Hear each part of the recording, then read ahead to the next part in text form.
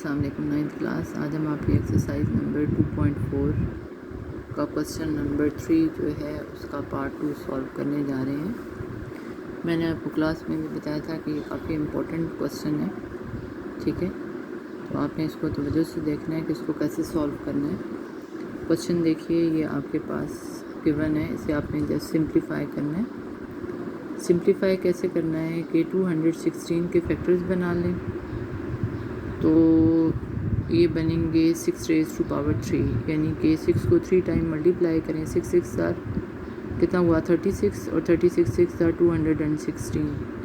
आप इसके जो है ना दूसरी तरफ भी फैक्टर बना सकते हैं कि 216 को लिखें और पहले 2 से डिवाइड करें, तो यानी 2 रेज़ टू पावर 3 और 3 रेज़ टू पावर 3 भी आ जाएगा, तो वो भी ठीक है। लेकिन बेहतर है कि आप इस तरह बनाएं, ठीक है।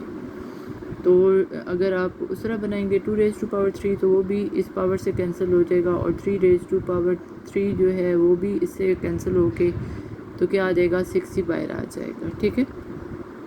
लेकिन हमने कैसे बनाए हैं कि 6 रेज़ टू पावर 3 यानी 6 6 36 और 36 6 216 और 25 के हमने फैक्टर्स बना लिए, तो ये 5 का क्या बन गया स्क्वायर।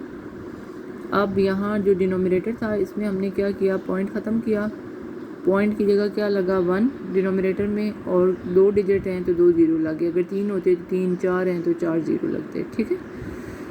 अब हमने इसे 4/100 यानी कि इस फॉर्म से ये फॉर्म बना ली, डेसिमल से फ्रैक्शन की शक्ल में लिख लिया, और पावर क्या बनी -1/2, ठीक है। वो हमने ऐसे ही लिखी है अभी। अब अगले स्टेप में हमने क्या किया है कि ये होल पावर है, तो होल पावर इस पावर के साथ डायरेक्ट मल्टीप्लाई हो जाएगी। ये भी होल पावर है तो डायरेक्ट मल्टीप्लाई हो जाएगी। ये जो है ना पावर या एक्सपोनेंट्स के रूल होते हैं, ठीक है, कि होल पावर हमेशा डायरेक्ट पावर के साथ क्या होती है, मल्टीप्लाई होती है। अब देखें कि इसको हमने नेगेटिव पावर है, इसको हमने पॉजिटिव बनाना है, तो पॉजिटिव बनाने के लिए हम इसका रेसिप्रोकल ले लेंगे। देखें उल्टा लिया हमने, 4/100 था, 100/4 लिखा, तो ये जो होल पावर थी ना ये नेगेटिव थी तो क्या हो गई, पॉजिटिव हो गई। तो एक्चुअली होता क्या है इसमें कि ये जो पावर है ना -1/2 ये 4 के ऊपर भी आएगी और -1/2 पावर 100 पे भी आएगी। तो अब देखें कि इसकी पावर भी नेगेटिव बनेगी, इसकी भी नेगेटिव बनेगी। तो इस जो है ना 100 रेज़ टू पावर -1/2 को ऊपर लेके जाएं तो 100 रेज़ टू पावर पॉजिटिव 1/2 हो जाएगी, और 4 को आप 4 की पावर -1/2 को नीचे लेके आएँ तो वो क्या हो जाएगी, पॉजिटिव हो जाएगी।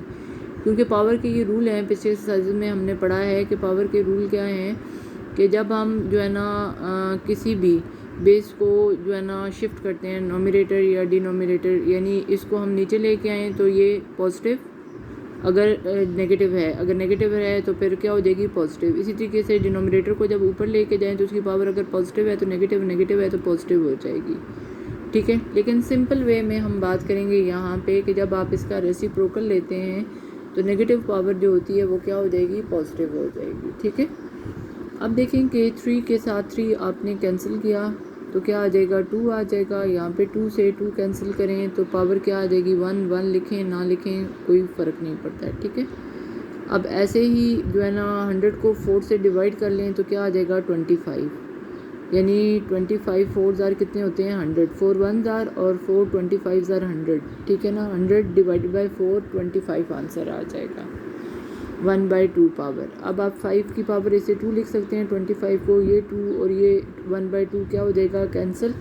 तो 5 रेज़ टू पावर 1 लिखें ना लिखें फ़र्क नहीं पड़ता है।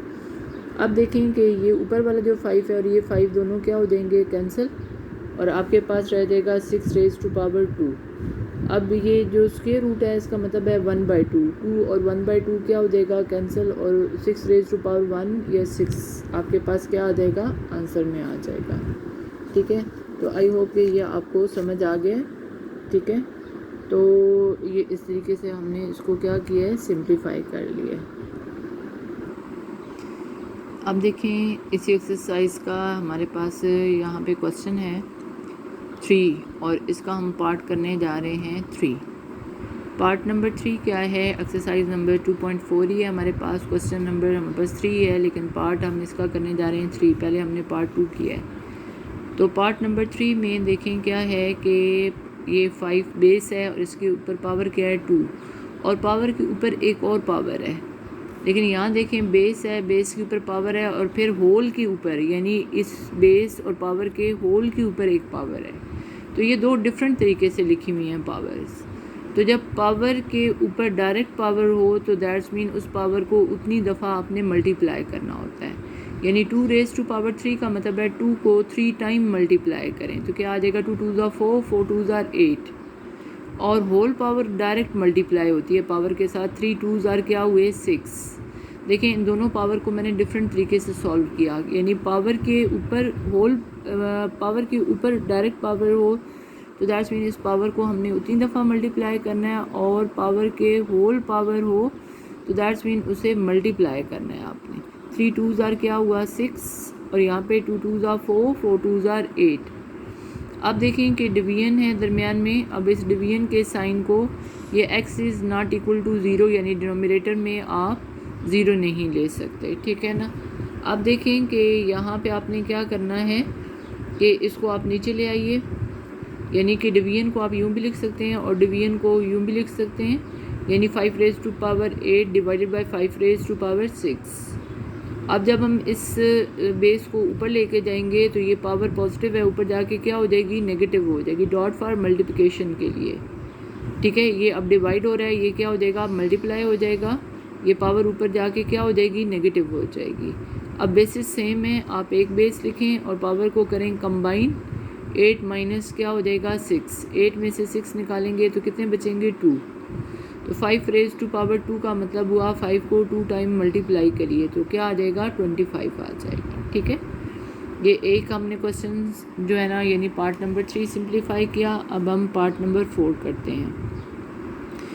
अब पार्ट नंबर 4 आपके पास ये है कि x raise to power 3 whole raise, इस यानी x रेज़ टू पावर 3 की होल पावर है 2, और यहाँ पे x रेज़ टू पावर 3 है और 3 की पावर 2 है। ये 2 x के ऊपर नहीं है बल्कि इस पावर के ऊपर है। तो देखें यही चीज़ उसने उलट कर दी, यानी जो पहले लिखा था वो बाद में और जो बाद में लिखा है वो पहले।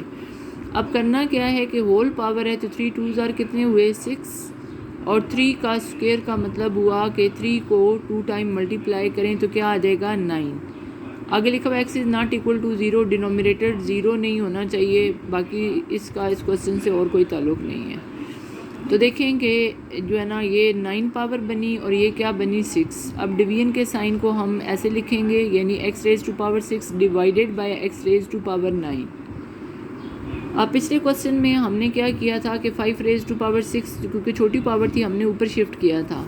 आप देखें कि x रेज़ टू पावर 6 जो है ना छोटी पावर है, इसको हमने नीचे शिफ्ट करना है, ठीक है ना, क्योंकि अगर हम बड़ी पावर को ऊपर, ये x रेज़ टू पावर 9 है, ऊपर शिफ्ट करेंगे तो -3 आंसर आएगा, फिर उसे पॉजिटिव बनाने के लिए फिर नीचे लाना पड़ेगा।